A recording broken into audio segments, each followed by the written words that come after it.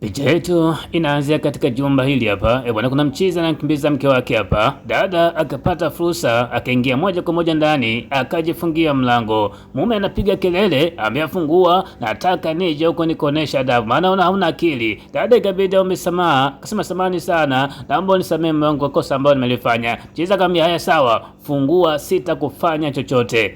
Dada aliposikia hivyo akamwamini mume wake maskini, akafungua mlango. Chiza alipoingia hapa akasema, ina maana unanidharau, si ndio? Mimi nahitaji nikupatia adhabu kwa kile ambacho umekifanya. Bwana akamwangusha chini, mwisho wa siku akawa anampiga kweli kweli na kumtishia nitakuua. Lakini hapa nje kuna majirani wako wanasikia kila kitu, kwamba huku ndani anampiga kweli kweli mke wake. Asubuhi mchezi ni pasta, ni mchungaji, anajiandaa kwenda kanisani. Dada anafika hapa anamuuliza, mbona hujajipaka makeup sasa wakati unajua kabisa sura yako imeharibika? Hebu nenda kajipaka. Akasema no, sina makeup humo ndani na leo sijisikii kupaka kabisa, nimechoka. Akasema unasemaje? Ina maana wewe ni mke wa mchungaji unatarajia utaenda hivyo kanisani? Nasikia kama uko hivyo hautaenda. Akasema jamani, mume wangu shida iko wapi? Lakini kama nabaki basi sina hela matumizi. Akamwambia sawa, chukua hela hiyo hapo. Wana pesa akamtupia mke wake. Yani hizi ni dharau zaidi ya dharau. Ni mchungaji lakini ndio hivyo. Dada akaona haina shida, akachukua zile pesa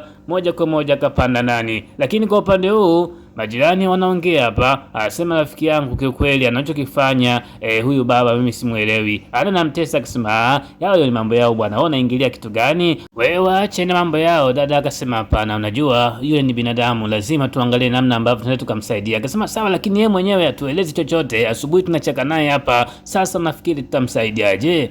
Bwana, hii ni ngumu. Dada kumbe anakula kipigo huko ndani, lakini asemi maskini. Leo yuko hapa ametulia. Ile mume wake anaingia tu akastuka kweli kweli, anamwogopa. Alipofika hapa akawa anafanya maombi, asema hebu niambie, kwa nini leo haukuja kanisani hali ya kuwa unajua wewe ni mke wa mchungaji? Unatarajia mimi nitaongeaje mbele ya viongozi wengine? Sasa kwa kosa hili ambalo nimelifanya, lala mwenyewe. Akasema mume wangu, lakini tunajua hali ilivyokuwa asubuhi. Akasema sikia, lala hapo chini, nahitaji nikupatie adhabu kwa kile ambacho umekifanya. Maskini dada ikabidi alale. Pasta akawa anamtandika fimbo kweli kweli, ni mke wake, lakini ndio hivyo, mwamba anapenda kupiga isivyo kawaida. Lakini alipomchapa hii moja, dada ameumia kweli kweli. Chiza kaenda kumvuta kama hivi. Lakini asubuhi kuna simu imeingia hapa, asema mimi bwana sijawahi kumpiga mke wangu hata siku moja. Kaka, kama umepata maelekezo kama hayo, basi unajua watu hawapendi mara nyingi kuona ndoa imesimama. Dada nasikiliza hapa, asema sawa, lakini swala limekuja katika ngazi ya kanisa. Akasema hapana, mimi ndio kiongozi wa kanisa mwenyewe, sijawahi kupata swala kama hilo. Akasema sawa, basi naomba ujitahidi sana mdogo wangu, kama halipo usije ukafanya kabisa. Mchezi ameikwepa kesi. Lakini leo dada yuko hapa. Pasta amefika hapa. Huyu pasta anaitwa Jude, dada anaitwa Selina. Alipofika hapa ikabidi amuite, mke wangu, unajua naomba unisamehe sana kwa yote ambayo nimekufanyia. Mimi nimekuwa ni mtu wa hasira sana, unajua hasira zangu zinapokuja Selina huwa nakuwa hivyo. Akasema sawa, lakini kiukweli nimechoka na jinsi ambavyo unaishi na mimi. Kila siku wewe ni mtu wa kunipiga, kitu kidogo unanionea. Hivi unafikiri furaha ya ndoa itapatikana wapi? Kwa nini usibadilike mume wangu? Kila siku naumia. Akasema sawa, na kuahidi kutoka ndani ya moyo wangu ya kwamba sitakupiga tena. Akasema sawa, lakini kiukweli moyo wangu umekuwa mzito tena hata kuipenda hii ndoa. Akasema unasemaje? Ina maana mimi nakwambia vitu vya msingi ya kwamba unabidi unisamehe alafu unaendelea kufanya upumbavu?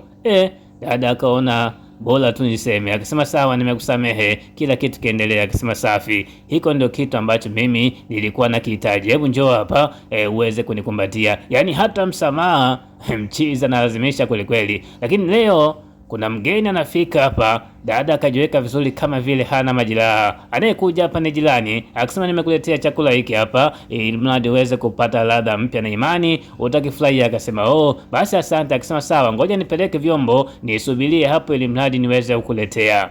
Dada akaingia ndani. Alipoingia ndani, yule bibie anaitwa Evelyn ikabidi aketi hapa. Dada anafika asema kiukweli asante sana nimekifurahia chakula, lakini akaona majeraha ikabidi amuulize nini hapa. Dada akazuka asema samani nilianguka tu kidogo. Akasema mbona kama una majeraha mwili mzima? Akasema rafiki yangu mimi niliumia tu. Akasema no, usije ukanidanganya. Akasema jamani, hebu chukua vyombo vyako uweze kuondoka, usije kufuatilia mambo yangu. Akasema lakini Selina, kwa nini hutaki kuniambia ukweli? Akasema please, naomba uondoke, hakuna ukweli wote. Akasema sawa, mimi mume wangu ni askari, kwa hivyo chukua namba zake hizi hapa, pindi litakapotokea tatizo lolote umpigie, usije ukavumilia matatizo kama haya, ipo siku atakuja kuua huyu mwanamume, umenielewa? Dada akaondoka, lakini pia ameambiwa ukweli juu ya hiki ambacho kinaendelea. Leo yuko hapa bwana, mwanamume wake anafika, anasema sikia, nimeona kadi hii hapa, ina maana unahitaji kuniitia mapolisi au unatafuta wanaume? Bwana kamkaba, mwisho wa siku akamwesha kofi. Bwana huyu mwanamume ni hatari. Huku majirani wanafika, akaenda kwa jirani mwenzia yule, anamuuliza kuna nini? Akasema sikia, nimesikia kuna ugomvi huko, mchezi huko hapa, dada anahitaji kutoka. Bwana alivyomsukuma moja kwa moja akaenda kuanguka katika tiles. Kumbuka tiles ni nzito kweli kweli, dada amevuja damu nyingi kweli kweli, sidhani kama yuko hai. Mchezi kila anavyomgusa anaona hakuna kitu, huko majirani wanachungulia, wanajiuliza tafanyaje. Mwamba anasema sikia, najua umejilaza hapo, unanidanganya ya kwamba sijui umeumia. Sikia, leo nitakupiga kweli kweli hadi uniambie. Lakini kila anavyomshika anaona mto baridi kweli kweli. Hapa ndio akili zinamjia, yawezekana nimefanya mauaji, nitafanyaje? Huko nje akasema sikia, mimi na imani huko ndani kuna tatizo. Akasema tatizo kitu gani? Mbona walikuwa wanaongea? Akasema no, tusije tukafuatilia haya. Akasema no, lazima tufuatilie kwa sababu mwanzoni alikuwa anampiga, alafu sasa hivi ipo kimya, inawezekana kuna tatizo limetokea. Tatizo lipo kweli. Bwana mchezi anamburuza dada na kwenda kumficha chumbani huko. Baadaye akachukua vitu hapa ili mradi aweze kusafisha ile damu ambayo ilikuwa hapa, lengo ni kufuta ushahidi. Baadaye kaingia ndani, anajiandaa moja kwa moja aweze kusepa. Bwana hii ni hatari. Dada alifanikiwa kuita polisi bwana, wakaja hapa moja kwa moja. Walipofika kabidi gonge mlango kujua je ndani kuna mtu. Walipogonga mchizi anatoka, ikabidi ajiulize, jamani karibuni sana, mpo salama? Amani ya Bwana iwe nanyi. Akasema tumekuja hapa. Akasema sawa, hebu niambie ni polisi, kuna tatizo? Akasema ni kweli, tumesikia kidogo kuna changamoto ndani kwako, kwa hivyo tumekuja tuweze kupata ushahidi. Je, kuna tatizo lolote ambalo linaendelea kati yako na mkeo? Akasema hapana, mimi na mke wangu tuko salama tu na hakuna shida yoyote, kwa hivyo kama mmepigiwa simu basi huyo mtu atakuwa amekosea. Akasema sawa, lakini acha tuondoke, tutalifuatilia zaidi wakati mwingine. Mchizi akatazama lakini baadaye kuna ugeni mwingine hapa, ni Evelyn na mume wake. Kumbuka mume wa Evelyn ni askari alafu mpelelezi mzuri kweli kweli. Leo amefika hapa, akasema hebu niambie. Akasema tumekuja hapa kumuulizia mke wako. Akasema mke wangu ameondoka leo asubuhi, ameenda kuwasalimia wazazi wake, kwa hivyo niko mwenyewe. Akasema basi sawa, lakini tulikuwa tunahitaji walau tuingie ndani kwako. Akasema ndani kwangu kufuata kitu gani? Hakuna kitu chochote, lakini kwa kuwa ninyi ni majirani mnaweza mkaingia. Mchizi wakati natoka akasema samani, kama utaturuhusu basi tunaomba tuingie mara moja, kuna vitu fulani tuviangalie, alafu nitatoka kwa sababu mimi ni askari, kwa hivyo naomba unipatie ridhaa. Kuna mchezi ikabidi akubali kwa sababu mchezi hapa ni askari. Akasema sikia, ndani kwangu hakuna kitu chochote ambacho kinaendelea, kwa hivyo mnaweza mkaondoka. Akasema sawa. Akasema ndio hivyo, msije mkanitilia shaka kwa jambo lolote lile. Ikabidi watoke, lakini walipotoka hapa mchezi anasema jamani, na imani mmekagua, mmeona ya kwamba kila kitu kiko sawa. Akisema sawa, lakini nahitaji nipande juu kwanza, alafu nyinyi bakini hapa chini, msije mkanifuatilia. Akisema sawa, wewe nenda tu. Lakini dada wakati yuko hapa, ajabu kuna simu ameiona hapa, alipobonyeza ni simu ya Selina. Hii inashangaza, ikabidi amuulize, umesema mkeo ameondoka, mbona ameacha simu? Akasema ameondoka na kasimu kadogo, hii hapa ameiacha, kwa hivyo usiwe na wasiwasi kabisa, jioni atairudia. Akasema basi sawa, lakini kuna kitu kingine amekiona, ni ishara ya damu katika ile sehemu ambayo alikuwa anafanya usafi. Chiza hapo angalia hivi, akasema hapa mambo yataharibika. Dada kabidi aulize, mbona kama kuna michirizi kidogo? Afande anafika asema, hii ni diary ya mke wako, si ndio? Akasema ndio. Akasema sawa, mke wako ameandika vitu vingi sana katika hii diary. Mchizi alipogeuka bwana akatoa bastola akamwambia, sikia, mke wako ameandika kwamba ulikuwa unamtesa sana. Akasema sikia, nitaeleza kila kitu kiukweli. Ni kweli mke wangu amepata jeraha, ameanguka, lakini mimi sikuweza kumfanyia kitu chochote. Ilikuwa ni bahati mbaya tu, akaanguka chini akazirai, na hivyo nimemhifadhi ndani. Akasema sikia, nahitaji twende ndani ukanionyeshe maiti yake. Bwana Mwamba ni mwoga kweli kweli, kuoneshwa tu bastola akakubali kila kitu. Lakini kwa upande huu dada anasoma ile diary ya bibi Selina, bwana, jinsi ambavyo aliandika mateso yake.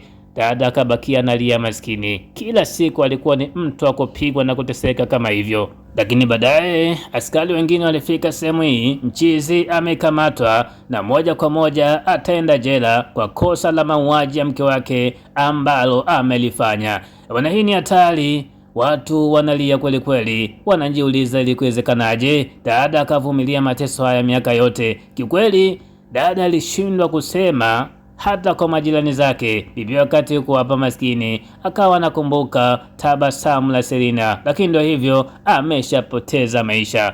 Bwana, movie yetu inaishia hapa, lakini mwisho wa movie hii basi na imani kuna funzo kubwa sana utakuwa umenipata. Funzo la kwanza kabisa, usije ukavumilia maovu katika ndoa ndugu yangu, hata siku moja. Kama kuna changamoto ambazo zinatokea, usije ukazivunjia ukimya au ukasema sitasema bwana kwa sababu naogopa ndoa yangu na muogopa mume wangu. Hapana, kama kuna tatizo katika ndoa yako, unaona kabisa tatizo hilo ni la udhalilishaji, la mateso au kitu ambacho kinaweza ikaondoa uhai wako, basi fikisha taarifa hizo mapema katika vyombo vya dola, ili mradi uweze kupata usaidizi mkubwa sana, kwa sababu kuna matukio mengi sana ya watu kuweza kupoteza maisha katika ndoa kwa kosa hili la kuwa muoga wa kusema matatizo ambayo uko nayo. Hata kama sio polisi, basi waone hata viongozi wa dini, waone hata ndugu zako, waone hata majirani zako, uweze kuwaelezea nini ambacho kinaendelea, ili mradi uweze kupata hata